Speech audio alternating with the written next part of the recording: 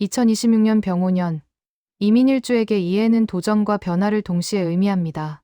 병화와 임수는 상극이기 때문에 외부 환경과 자신의 기운이 충돌하는 시기이며, 이로 인해 새로운 일이나 사람, 방향을 받아들이는 과정에서 스트레스도 있지만 동시에 큰 성장이 뒤따를 수 있는 해입니다. 전체적으로는 움직임 속 선택이 중요하며 중심을 잃지 않고 유연하게 대처하는 사람이 유리한 흐름을 갖게 됩니다. 이민일주는 타고난 추진력과 본능적인 직관, 강한 생명력을 지닌 사람으로 특히 올해는 내면의 힘이 외부 자극과 맞물려 시험받는 흐름입니다. 자, 이제 2026년 1월부터 12월까지 월별 운세를 하나씩 짚어보겠습니다. 1월은 비교적 조용한 출발입니다. 새로운 해를 맞이해 계획을 세우거나 흐름을 관망하기에 적합한 시기입니다. 이 시기에는 무리한 시도보다는 내부 정비, 목표 설정에 집중하세요. 2월은 이동수와 변화수가 들어오며 전직, 이직, 거주지 이동, 새로운 인연 발생 등 자리 옮김과 관련된 기운이 강해집니다. 직장과 인간관계 모두에서 방향을 틀 수 있는 달입니다. 3월은 사회적 활동과 외부 평가가 많은 시기입니다. 대외적으로 바빠질 수 있지만 동시에 말과 행동의 실수도 조심해야 합니다. 평판 관리에 신경 써야 할 때입니다. 4월은 재물운이 서서히 열리기 시작하는 달입니다. 작게나마 수익이 발생하거나 금전적인 제한이 들어올 수 있으며 새로운 부업이나 투자 기회를 고려해보는 것도 좋습니다. 5월은 건강에 적신호가 들어올 수 있는 시기입니다. 체력 저하, 피로 누적, 스트레스로 인한 면역력 약화가 나타날 수 있으니 휴식과 수면에 신경 쓰세요. 6월은 인간관계 충돌이나 가족 간 갈등이 발생할 수 있습니다. 특히 감정적인 대응은 분란을 키우니 최대한 침착한 소통이 중요합니다. 고독감이나 외로움이 커질 수 있는 시기이기도 합니다. 7월은 운의 흐름이 반등하기 시작하는 시기로 자격증 준비나 경력 개발, 실무 역량을 키우는 데 유리하며 실력 기반의 상승 기류를 느낄 수 있습니다. 8월은 자존감과 자신감이 올라가는 달입니다. 다만 이 시기에 자신감이 과도한 판단으로 이어지지 않도록 주의해야 하며 타인의 조언을 무시하지 말고 균형 있는 태도가 필요합니다. 9월은 금전 흐름이 빠르게 움직입니다. 지출과 수입이 모두 커지며 현금 흐름 관리가 핵심이 됩니다. 투자나 지출에 신중하게 접근하고 계획되지 않은 지출은 미리 차단하는 게 좋습니다. 10월은 가정 내 혹은 가까운 관계에서 정서적 갈등이 있을 수 있습니다. 기혼자라면 부부간 대화 부족이 문제로 이어질 수 있으니 말보다 마음을 전달하려는 노력이 필요합니다. 11월은 운세 상승의 정점으로 그간의 노력이나 성과가 드러나고 인정받는 시기입니다.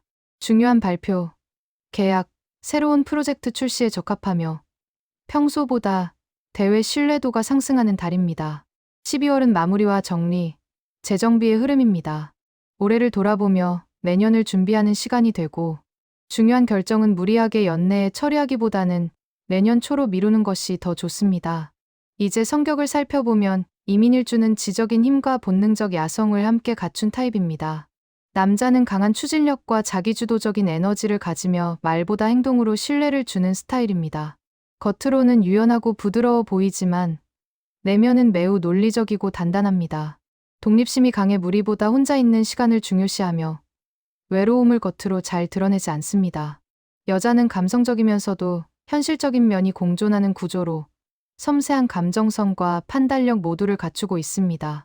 감정 표현이 절제되어 있어 무심하게 보일 수 있지만 믿음을 주는 사람에게는 의리 있고 헌신적인 모습을 보입니다.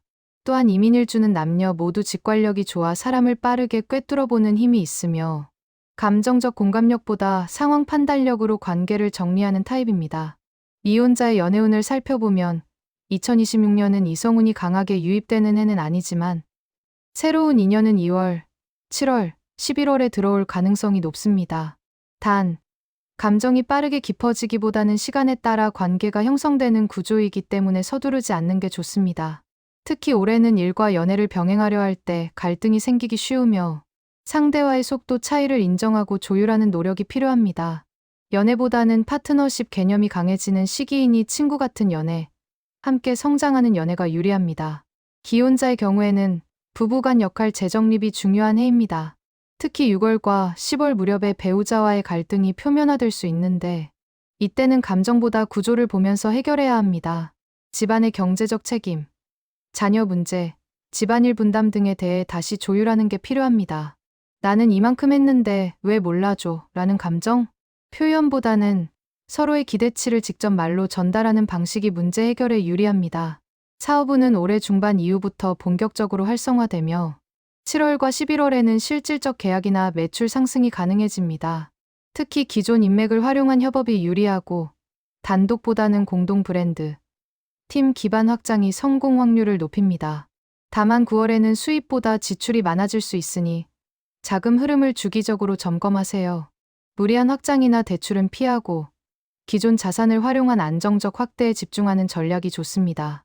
금전운은 4월, 9월, 11월 상승 흐름이며 이 시기를 중심으로 수익 창출이 가능하지만 5월과 8월에는 예상치 못한 지출이나 손실이 생길 수 있어 예비비 확보가 중요합니다. 충동적인 소비보다는 계획된 투자가 운을 살리는 핵심입니다.